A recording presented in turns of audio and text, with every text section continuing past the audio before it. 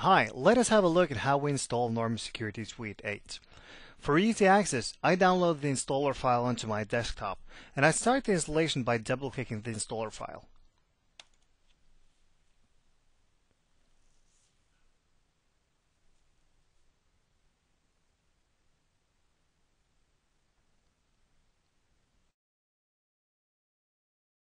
At the welcome page, I click Next to start the installation. Now, I need to accept the terms in the license agreement before I can continue, and I advise you to review this carefully. I accept the license agreement and click Next to continue.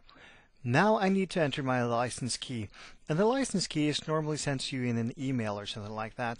I've added my license key to a text file on my desktop, and I'll use this file to copy and paste the license information just to make sure that I don't get any strange characters or mistype anything from the license. You can do this from your email as well, but I'll go to the license file, I'll select the license key, and I'll press Ctrl C on my keyboard to copy the text. Now, I'll put that down and put my marker in the white field in the license key field, and I'll hit Ctrl V on the keyboard to paste the information. Now I'll click Next to continue.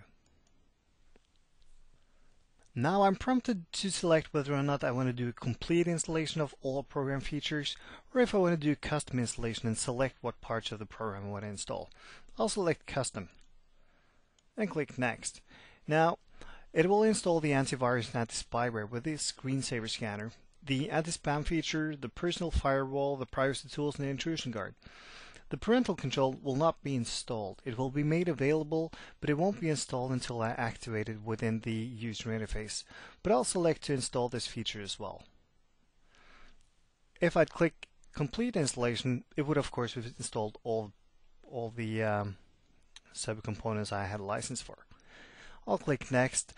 I'm asked for the destination folder, so I'll just leave the default destination folder and click Next to continue.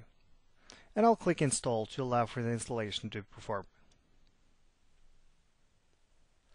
This might take a few minutes.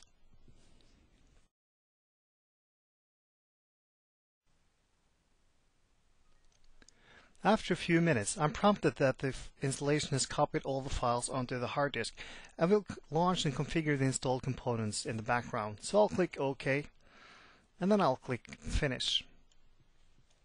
Now the installation wizard is complete, and the rest of the program installation will perform in the background.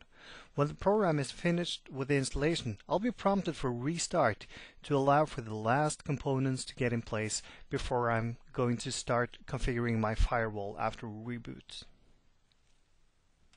After a short while, everything has been installed, but you need to restart your computer to be fully protected.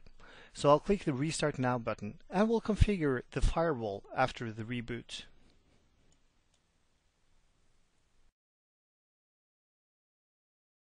Now, after the reboot, I can see that the Norman Security Suite is installed with the Norman splash screen popping up and saying that you're secured with Norman. And down by the clock, I can see I do have a Norman N, or a tray icon next to the clock.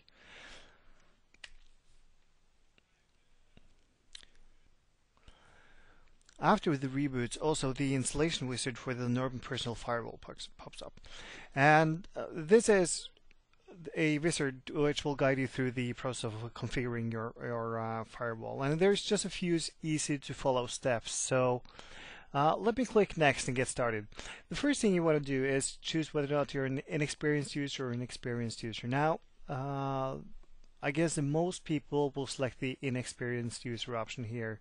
Then the firewall will make several decisions for you and keep your interaction with the program at a minimum.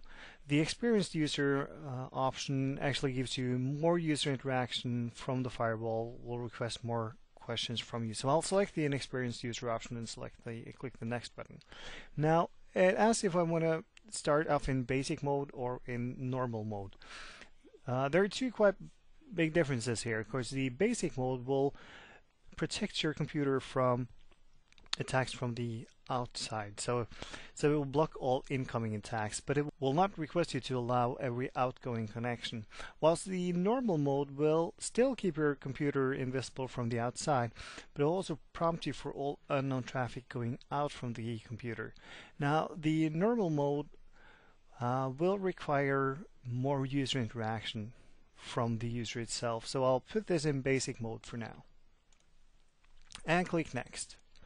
It will now list all web browsers discovered on my machine. I can add additional browsers by clicking the Add Other Browser button, if I do have additional browsers installed, which I don't.